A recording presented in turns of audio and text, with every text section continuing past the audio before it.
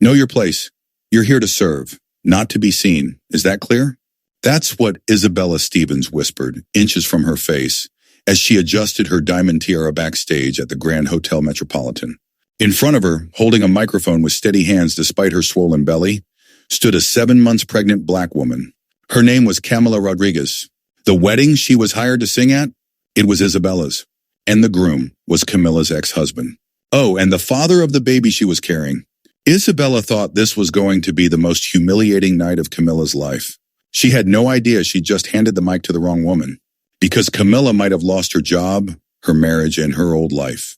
But she still had one weapon left, her voice. And that voice was about to blow up one of the richest families in New York in front of 300 guests, cameras, and the FBI. If you're already hooked, hit like, subscribe, and tell me in the comments where you're watching from, because this one goes from petty cruelty to federal prison. Let's go back a few hours. 3 hours before that tiara speech, Camila was at home, thinking this gig was just a blessing in disguise. She was broke, abandoned, pregnant. Her savings were gone, the baby was coming, and singing weddings was all she had left. So when Patricia, the famous event planner, called her with a big opportunity at a luxury hotel, Camila had actually cried with relief. Then Patricia slipped. The bride specifically insisted on you, she said. She said she knows your work personally, loves your voice, at their wedding, with his baby still inside her. This wasn't a coincidence. It was a show, humiliation, with a soundtrack. David hadn't even had the guts to leave like a man. He'd ended 6 years of marriage with a text. I can't live this life anymore. Isabella offers me a future you could never give me. 6 years, compressed into 160 characters. Now, only months later, Camila was supposed to stand in a dark corner with a cheap mic and provide romantic background music, while the man who left her for money said, "I do," to someone else. At least that's what Isabella thought she'd signed up for. What Isabella didn't know, Camila hadn't spent the last months just folding baby clothes and crying. 5 minutes to go, Patricia shouted backstage, rushing past with a headset and a clipboard. The ballroom was full of New York elite politicians, CEOs, socialites, live coverage for a luxury magazine, decorated like a royal wedding. Camila stroked her belly lightly. The baby kicked. "Calm down, my love," she whispered. "Mommy's got this." Because by then she did. 2 hours earlier, Isabella had shown up in the tiny vendor changing room, flanked by 3 friends in dresses that cost more than Camila made in a year. She didn't come to say hi. She came to enjoy the view. "Camila, dear," Isabella said with a sugar-poisoned smile, looking her up and down. "Here's how this works." She circled her like a predator. "You will sing the songs I picked, in the key I chose, and you will smile like you're honored to be here, because today isn't about you. It never was." Her friends giggled. "Look at her," one whispered, not even quietly. "Pregnant, dumped, singing at her ex's wedding. That's tragic." Camila adjusted the simple black dress she'd borrowed from her sister. Her hands didn't shake. "I understand," she said calmly. Isabella wanted tears. She wanted breakdown. She wanted to see pain. What she got was composure. She didn't see the phone and couldn't know that every insult, every cruel joke, every "these people always try to trap successful men" comment was being saved as evidence. Evidence Camila had been collecting for months. Then David landed a job at Stevens Corporation, Isabella's father's company. Overnight, everything changed. New clothes, new circles, new attitude. He started coming home later. Started saying things like, "You really should work on your appearance, Cammy. My colleagues' wives, they take care of themselves." Then he started calling her too simple, too basic, not on his level anymore.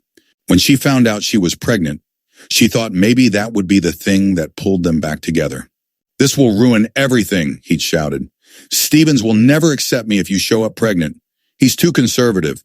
"Too conservative for children," she'd said quietly, "but not for adultery." That's when he finally told the truth. 3 weeks earlier, 6 years of marriage had taught her every micro-expression on his face. He was scared. "Cammy, we need to talk," he said, closing the door and lowering his voice. "About today, about hiring your pregnant ex-wife to sing at your wedding," she said sweetly. "After you told your bride we were never really married." The color drained from his face. "How did you—" "David," she cut him off, finally standing, one hand on her belly. You really thought you could fake a divorce and no one would check the paperwork? Her voice stayed soft. Her eyes did not. My sister Rosa is an excellent lawyer, she added. You remember Rosa, right? The one you always said was too intense? Turns out intensity is useful when she finds forged signatures at the registry office. The truth? Rosa hadn't forgiven him. Not for cheating, not for abandoning her pregnant sister, but especially not for fraud. For 3 months, Rosa had worked like a machine, digging, calling contacts, tracing money, finding documents. He sank into a chair, sweating. What do you want? He croaked. Nothing you can buy, Camila said, and nothing you can lie your way out of. At that moment, the door opened. Rosa walked in, elegant dark suit, leather briefcase, eyes like a prosecutor on Judgment Day. David, she said, no hello, no smile. What a coincidence. David's world was collapsing, and the ceremony hadn't even started. You don't know who you're messing with, he said weakly. The Stevens family has power. Lawyers. They can destroy. Like you tried to destroy my sister, Rosa snapped. You forged her signature. You lied about your marriage. You got her pregnant, then threw her away like trash. And then you thought it'd be funny to make her sing at your wedding? Camila touched her arm. Rosa, she said softly, let him go. He has a ceremony to get to. I still have to warm up. Warm up for what? David asked, voice cracking. To sing, Camila said, adjusting her mic. That's what you hired me for, isn't it?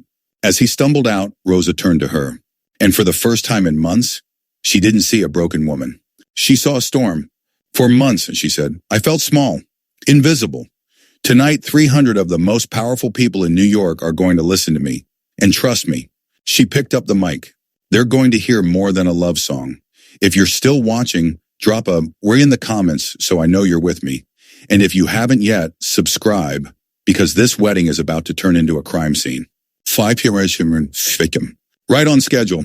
The Grand Hotel Metropolitan Ballroom shimmered with chandeliers and money.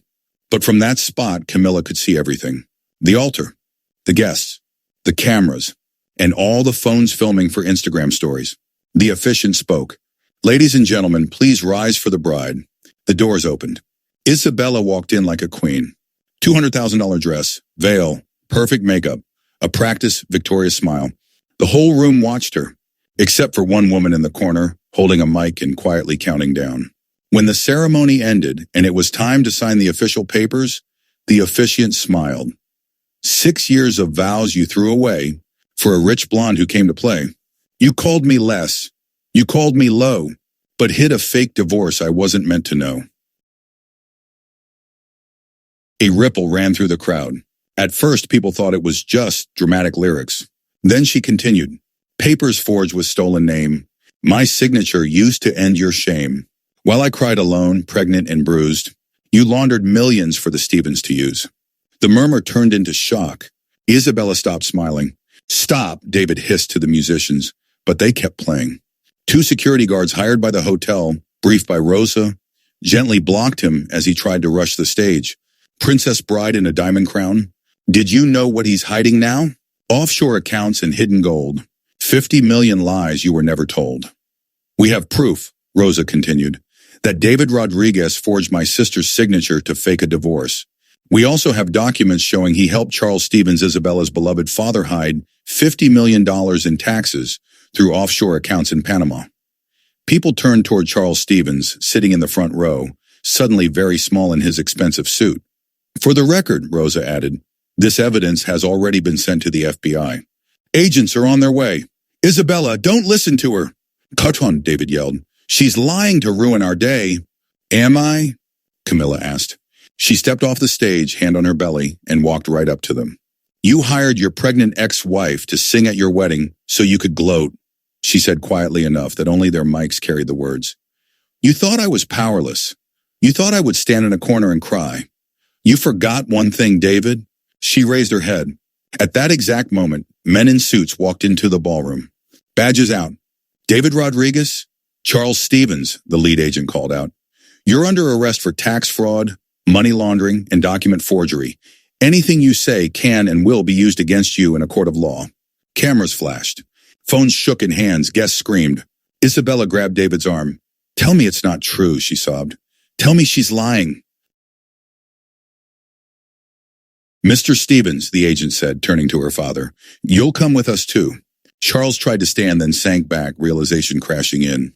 The perfect wedding had just turned into a public raid. A reporter who'd come to cover the social event of the year shoved a mic toward Camila. Ms. Rodriguez, how do you feel knowing your song just exposed one of the biggest financial scandals of the year? Camila smiled softly and touched her belly as the baby kicked. For the first time in a long time, she said. Free. If you'd have paid money to be in that ballroom when everything exploded, let me know in the comments. And don't forget to subscribe, because this story doesn't end with the arrests. 3 months later, Camila sat on the couch in her new 2-bedroom apartment, breastfeeding her daughter Sophia. David Rodriguez was sentenced today to 8 years in federal prison for document forgery and tax fraud. Charles Stevens received 12 years for laundering $50 million. The Stevens Corporation has declared bankruptcy. She wasn't just a wedding singer anymore. She'd become a symbol. You gave me courage. You made me leave. You made me fight back. Remember Patricia? Rosa asked, arranging flowers. The wedding planner? She says since the Stevens incident, she's had over 200 brides ask for you by name. Now they say, if our singer is Camila, we know there are no lies hiding in the room. Camila laughed. Trauma, she said, but make it a quality check. Rosa pulled out a gossip magazine. Looky, she said, our friend Isabella. The cover showed Isabella in cheap clothes leaving a modest apartment building. The headline, former heiress works as waitress to survive. Unknown number. Hello, she answered. Camila, it's Isabella. Rosa's eyes went wide. Camila held up a hand to keep her quiet. How did you get my number? Camila asked calmly. Patricia gave it to me, Isabella said. Her voice was nothing.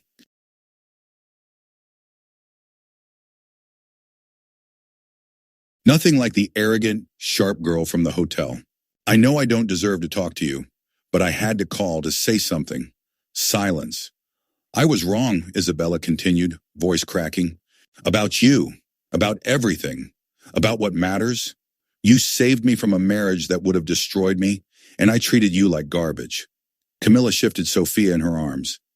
Camila looked down at her daughter. We all make choices, she said. Yours were cruel, but you're paying for them, and you're trying to change. That matters. I'm in therapy, Isabella said, working for the first time. I've never had to be. A person without money. I'm trying to figure out who I am. I know I don't deserve it, but can you forgive me? You already have it, Camila said instantly. Rosa nearly choked. You what? We all deserve second chances, Camila told Isabella, especially when we finally recognize our mistakes. After she hung up, Rosa stared at her. How can you forgive someone like that? Because holding on to hate burns me, Camila answered. Not them. And I want Sophia to grow up knowing you can fight for justice without becoming cruel yourself. 2 days later, Camila stood in a recording studio, headphones on, mic in front of her, recording the polished version of The Truth They Hid. The song hit the top 10. Labels from all over the world fought for rights. But out of everything, money, fame, interviews, one message meant more than any check. It was a letter. From a 17-year-old girl named Donna. Dear Camila, it said, my boyfriend abandoned me when I got pregnant. He said I was trapping him. I thought it was my fault. And to find out he'd done the same to other girls. Now he's facing charges and I'm preparing to be the best mom I can be. Thank you for showing me that the truth is more powerful than any lie, and that our worth doesn't depend on who chooses to stay, but on how we choose to stand. Camila put the letter in Sophia's baby book. She knew there would be many more. Isabella battled debts, lawsuits, and shifts as a waitress. No tiara, no designer dress, just a woman starting over at zero. And Camila? She bought her first home, signed million-dollar contracts, launched a foundation for single mothers abandoned during pregnancy. On the night of her first sold-out solo concert, she took the stage and looked at the crowd. This song, she said, is for every woman who's ever been told she wasn't good enough by a man who didn't even deserve to stand next to her. The applause went on for 5 full minutes. Backstage, Rosa hugged her. You did it, she whispered. You turned the worst betrayal of your life into the best thing that ever happened to you. No, Camila said, glancing at a picture of Sophia on the dressing table. He did it. David thought he was breaking me. All he did was set me free. He showed me exactly who I didn't want to be and pushed me into becoming the woman I was meant to be. That's when she realized the truth. The best revenge is never to destroy the people who hurt you. It's to build a life so full of love, success, and purpose that they become nothing but a forgotten footnote in your story. He bet she'd end up broken. Instead, she ended up unstoppable. If this story touched you, even a little, drop a in the comments, tell me your favorite moment, and make sure you're subscribed. Because sometimes the greatest gift your enemies give you is underestimating who you really are.